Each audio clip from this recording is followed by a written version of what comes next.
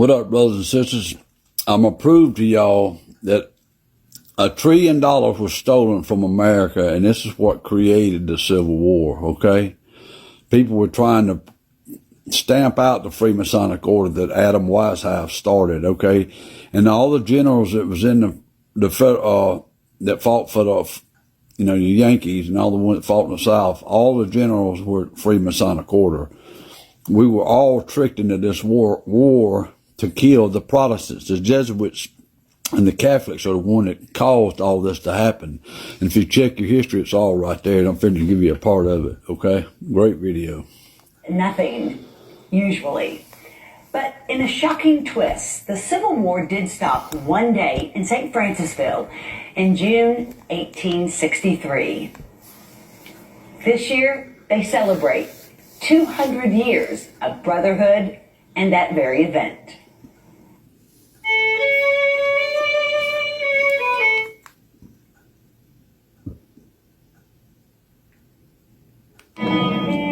In one of the most critical battles of the Civil War, Confederate and Union forces were fighting for control of the Mississippi River in the Battle of Port Hudson.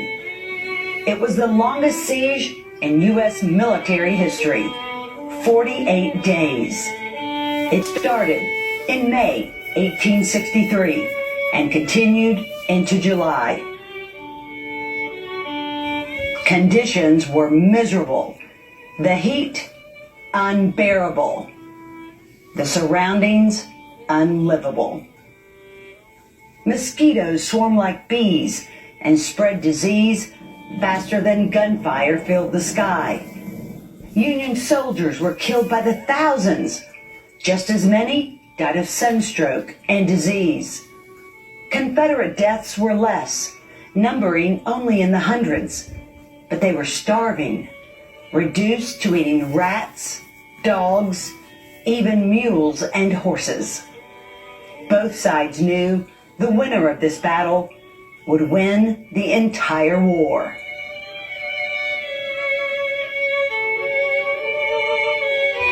They were fueled by determination and dedication. But nearby in St. Francisville on June 12th, the war came to a complete stop. Bitter enemies put down their weapons and united for a purpose greater than war. The day the war stopped is a story of love, loss, and dignity, proving that even in the midst of the impossible, all things are possible. John Hart was Union commander of the USS Albatross. He was also a Mason. When he died suddenly, his officers knew he wanted a Masonic burial.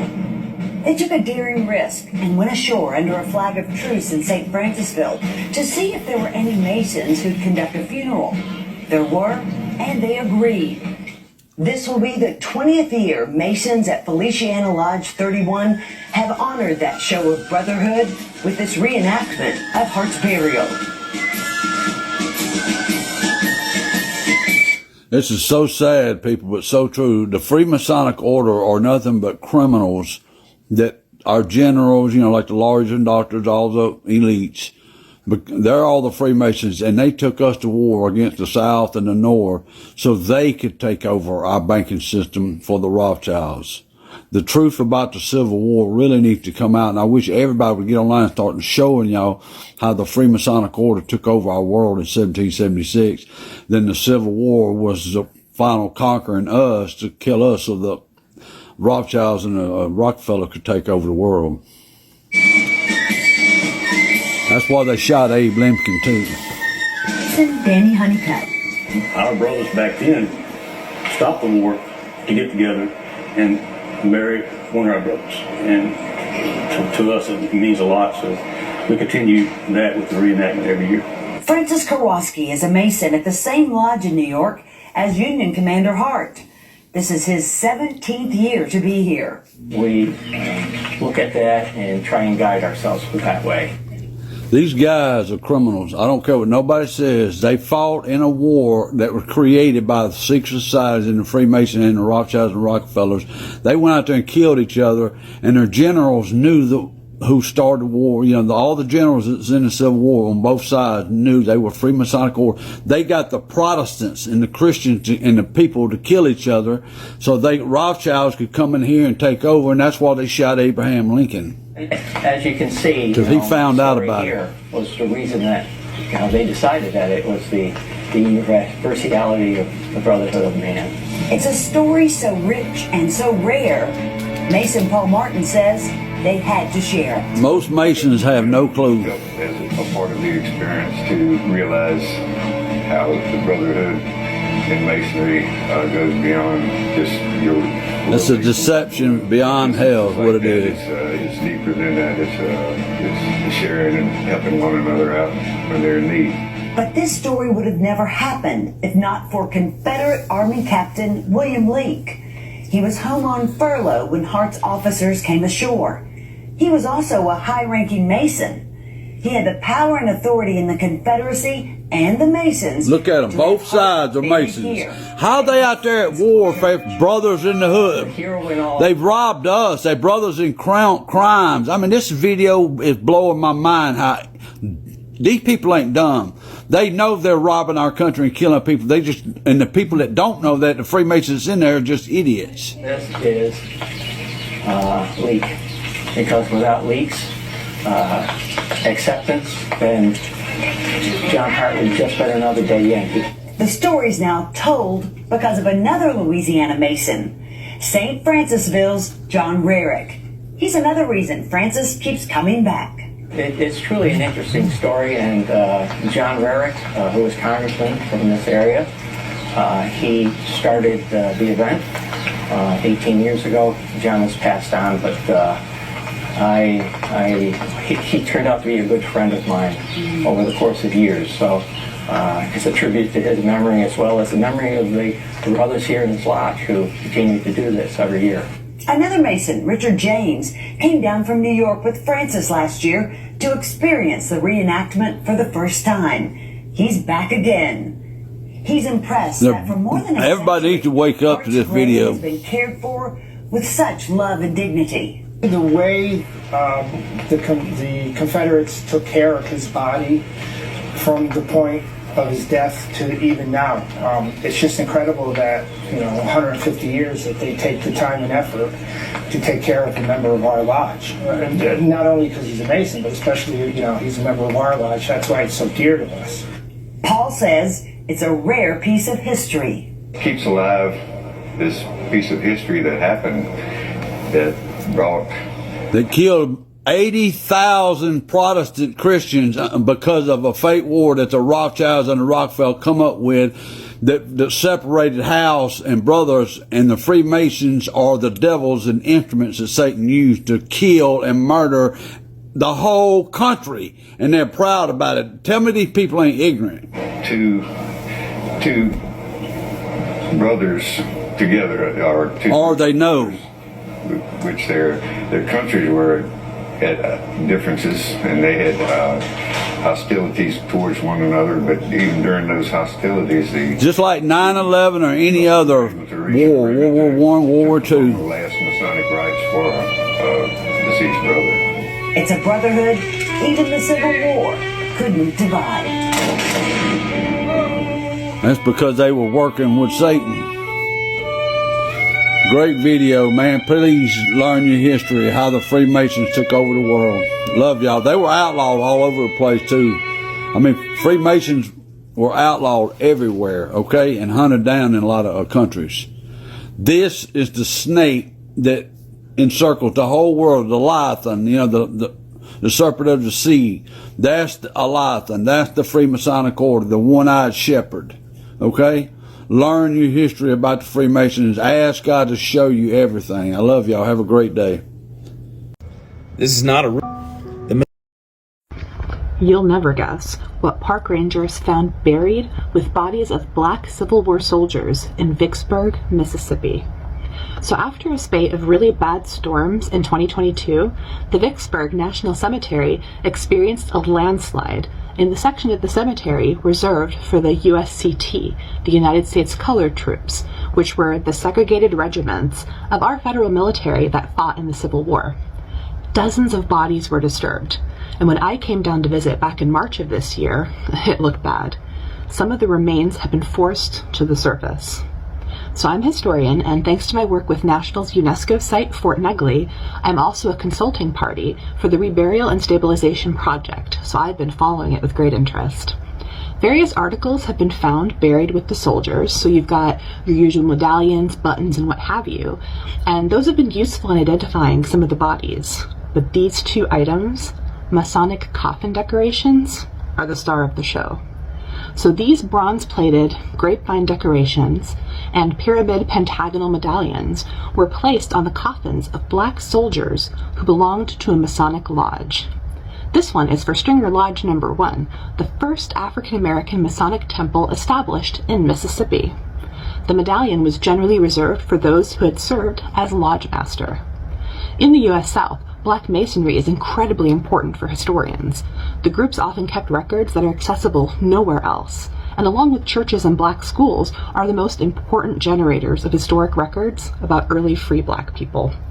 The Vicksburg Restabilization Project should be done in 2025, and if you go to the Visitor Center, you'll be able to see some of these artifacts in person and...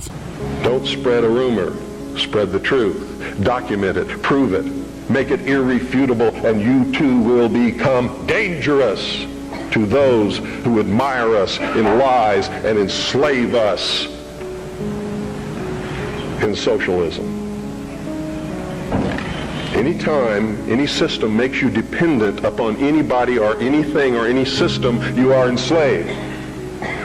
Understand that. It doesn't have to be chains of iron. You don't have to be hanging up on a wall.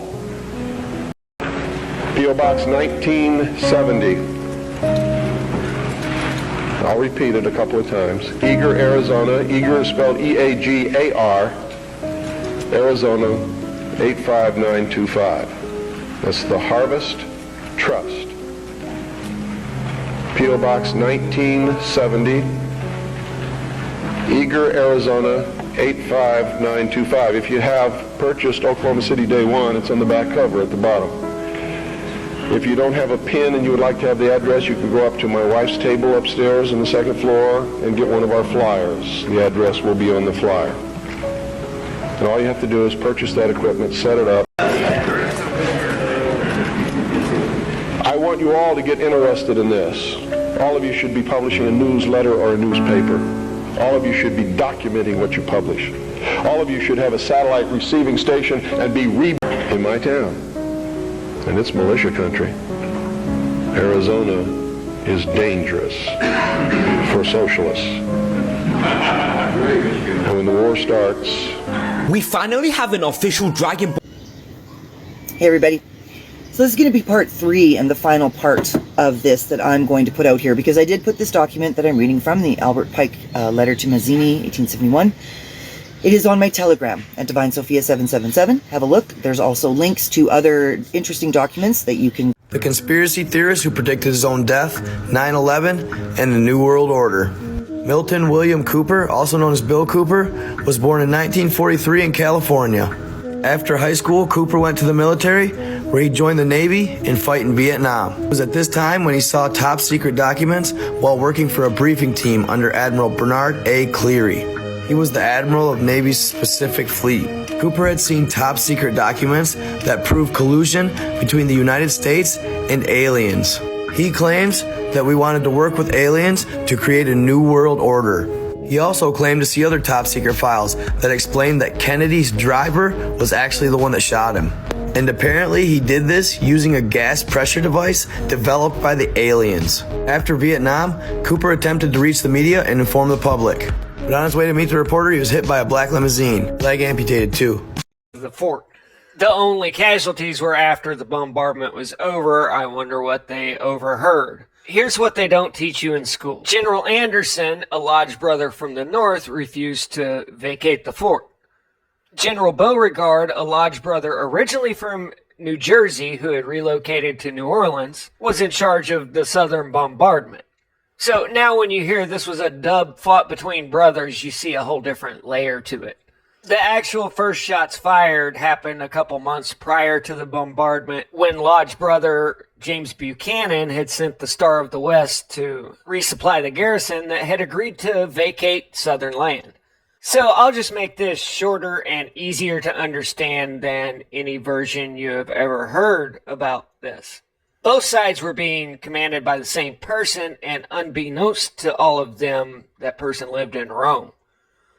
Let's just say Southern leadership was heavily compromised. For example, at the First Battle of Manassas, Confederate forces were beaten back until Colonel Thomas Jackson, a true Southern hero, stood his ground and earned the nickname of Stonewall Jackson.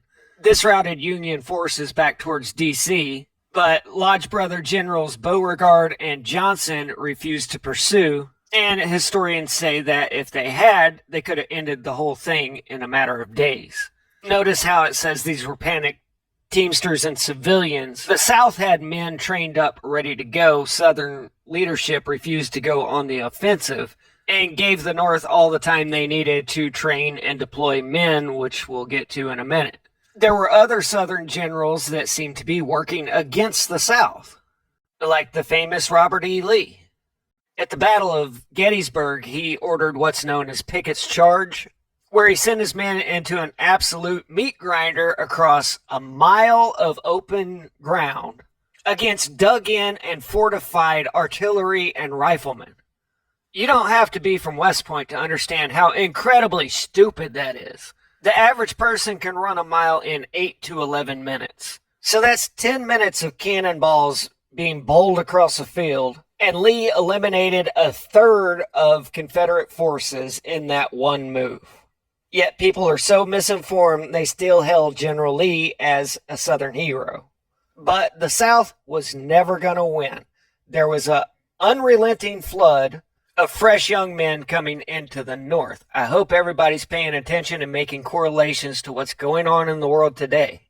While the South lost a total of 258,000, the North relocated between, 500,000-600,000. This is official numbers. It's probably way higher from overseas.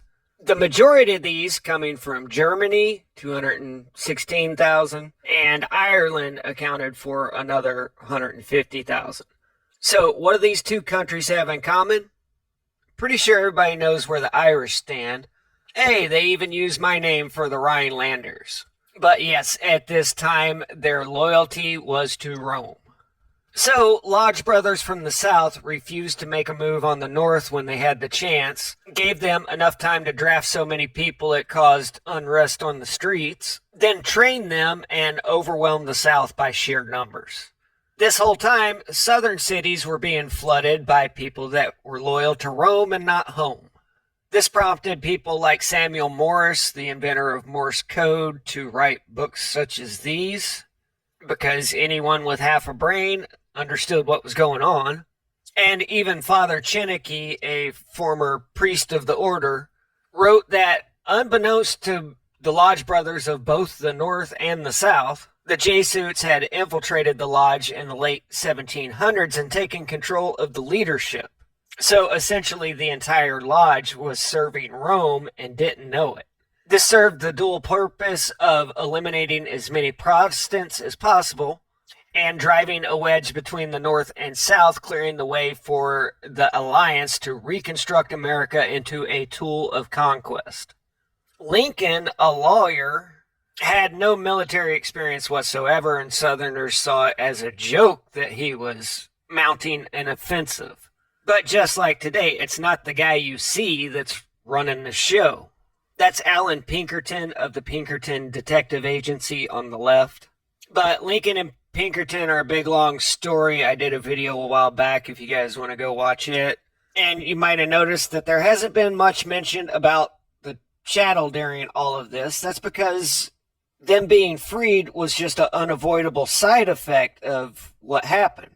This actually caused the biggest humanitarian crisis in American history. Hundreds of thousands of people suddenly had nowhere to go and nothing to do, because the intent never was to give them a better life. And I think everybody deserves to know who it was that actually brought them over here.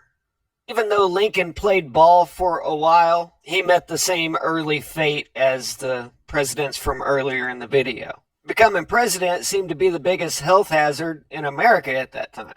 And like I keep telling you, all roads lead to Rome. All right, let's get busy. It says, I'm very confused if they were behind the civil rights movement and the Freemasons behind the French Revolution, are they good or bad? The answer is they are bad. These men are for total control. They've been working this stuff since John Dee of the British monarchy was called a black magician, but he was named later a white magician. These things go way back, and what these angels require is blood. That's all they want, because the Bible says the life is in the blood. So that's what they want. This is what all these revolutions and wars are all about. The Rothschilds funded all the wars, every last one. So what you need to do is do some research on the Rothschild family. They're extremely powerful. Word has it that they're worth $3 or $4 trillion. That's why they're not on the Forbes list. They have all the money. Another thing, Nathan Rothschild said, this is their father. He who controls the money runs the British monarch.